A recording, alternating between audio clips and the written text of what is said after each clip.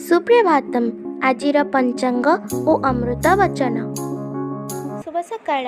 आज दिनर पंचांग। आज श्री श्वेतवराह कल्पर वैवस्वत मन्वंतर द्वितीयपरार्थ दक्षिणायन शरद ऋतु भाद्रव मास शुक्लपक्ष सप्तमी तिथि मंगलवार जुगाब्द 5126 विक्रम संवत 2081 सेप्टेम्बर मासर 10 तारिख।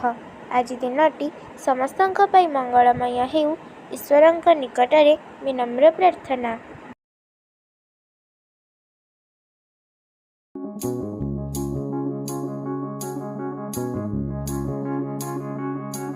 जड़ को जेपरी ज्ञान द्वारा बुझी हुए सेही भली ज्ञान द्वारा भगवानंक महानता को बुझी हुए।